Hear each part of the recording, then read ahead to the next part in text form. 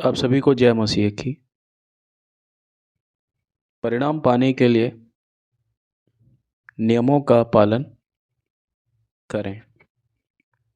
प्रार्थना के विभिन्न प्रकार हैं, जैसे खेल होते हैं जो अलग अलग होते हैं, जिनमें से प्रत्येक खेल के अपने नियम एक दूसरे से बिल्कुल अलग होते हैं।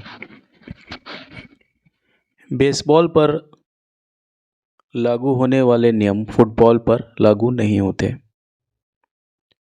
और यदि आप आपस में इनके नियमों का उपयोग करने का प्रयास करते हैं तो आप भ्रमित हो सकते हैं। इसी तरह कुछ नियम या आध्यात्मिक कानून हैं जो कुछ खास तरह की प्रार्थनाओं को नियंत्रित करते हैं, लेकिन अन्य तरह की प्रार्थनाओं पर वो लागू नहीं होते। हम सभी तरह की प्रार्थनाओं को एक साथ जोड़ करके गलती करते हैं, क्योंकि अगर हम एक तरह की प्रार्थना को नियंत्रित करने वाले नियमों को दूसरी तरह की प्रार्थना पर लागू करने की कोशिश करते हैं तो हमें मनचाहा परिणाम नहीं मिलेगा। जब हम परमेश्वर के वचन में यह जानने की कोशिश करते हैं कि किस तरह की प्रार्थना से परिणाम मिलते हैं, तो फिर से हमारे पास अध्याय इफिसियों 6 पद 18 इस पर ध्यान देना होता है। मुफेट के अनुवाद में लिखा है, प्रार्थना करते हुए हर तरह की प्रार्थना के साथ। एक अन्य अनुवाद यह भी कहता है कि सभी प्रकार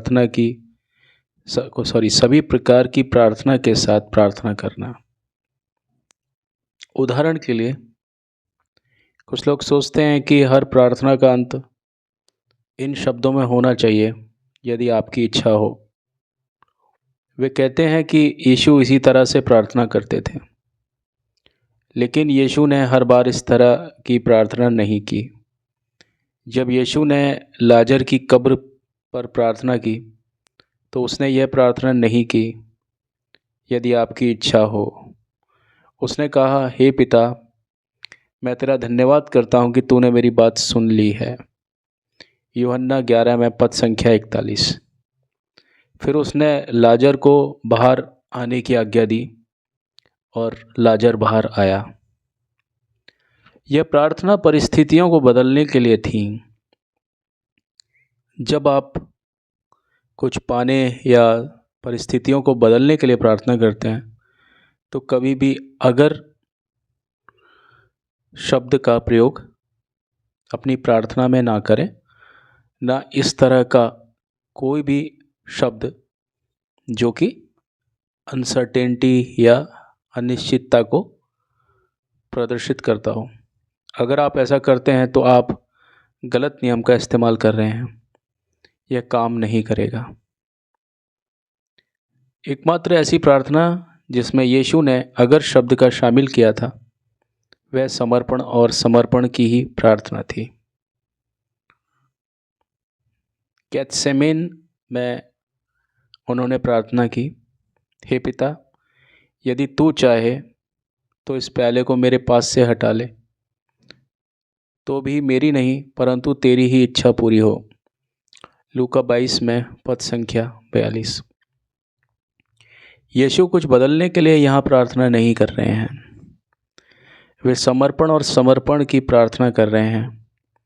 और इस प्रार्थना में हमें यदि या अगर लगाना चाहिए, क्योंकि हम वह करने के लिए तैयार रहना चाहते हैं जो यीशु हमसे करवाना चाहते हैं। जब किसी चीज़ के लिए परमेश्वर पर विश्वास करने की बात आती है तो हमें यह प्रार्थना नहीं करनी चाहिए, यदि तेरी इच्छा हो। परमेश्वर का वादा हमें उसके वचन में पहले से ही मिलता है। यह उसकी इच्छा है कि हमारी ज़रूरतें पूरी हों।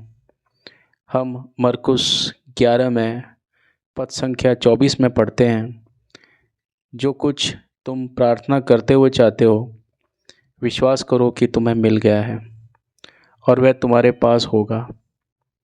हमें यह समझना चाहिए कि परमेश्वर की इच्छा है कि हमारी सभी ज़रूरतें पूरी हों, आध्यात्मिक, शारीरिक और भौतिक।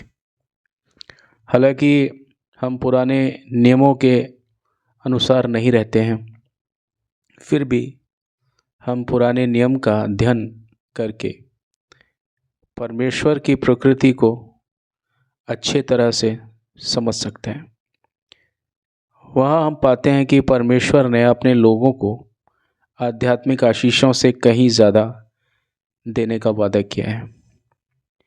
उसने यह भी वादा किया है कि आर्थिक और भौतिक रूप से समृद्ध होंगे। उसने वादा किया है कि वह उनसे बीमारी दूर करेगा और उनके उन दिनों की संख्या पूरी करेगा। निर्गमन 23 में 25 और पद संख्या 26। परमेश्वर हमारी ज़िंदगी से जुड़ी हर चीज़ में दिलचस्पी रखता है और उसने हमारे लिए यह प्रावधान किया है। उसने पुराने नियम के संतों से वादा किया था कि अगर वे उसकी आज्ञाओं का पालन करेंगे तो वो देश की अच्छी चीज़ें खाएंगे। इसका मतलब है कि हमें भौतिक रूप से समृद्ध होना है। नया नियम भी मूल रूप से यही बात करता है। प्रिय, मैं सबसे बढ़कर यही चाहता हूँ कि तेरा जैसा प्राण समृद्ध है, वैसे ही तू भी समृद्ध हो और भला चंगा रहे। 3 यूहन्ना 2। यीशु ने कहा कि वह अपने बच्चों को अच्छे उपहार देगा क्योंकि उसे हमारी चिंता है। वह हमारे दिल की इच्छाओं के बारे में बात कर रहा है और वह हमें बताता है कि उन्हें कैसे प्राप्त किया जाए। आइए नियमों के अनुसार चलें। पवित्र शास्त्र कहता है कि जो तुम कुछ चाहते हो, जो कुछ भी तुम चाहते हो, जब तुम प्रार्थना करते हो तो विश्वास करो कि तुम्हें मिल गया है और वह तुम्हारे लिए होगा। मरकुस 11 में पद संख्या 24 विश्वास की प्रार्थना के बारे में बात कर रहा है। यह मुख्य रूप से एक व्यक्तिगत स्थिति है। यह आपकी इच्छाओं से संबंधित है। यह आप ही हैं जो प्रार्थना कर रहे हैं। कोई और आपके साथ प्रार्थना नहीं कर रहा है और यह कोई और नहीं है जो आपसे सहमत हो। जब आप प्रार्थना करते हैं तो आप विश्वास करते हैं कि जो आप मांग रहे हैं वो आपको प्राप्त हुआ। अगर आप ऐसा करते हैं तो आपको जो भी आप चाहते हैं वो मिलेगा। आपको इसके परिणाम मिलेंगे। मैं इसके लिए काम में ला सकता हूँ, लेकिन इसे हमेशा आपके लिए काम में नहीं ला सकता।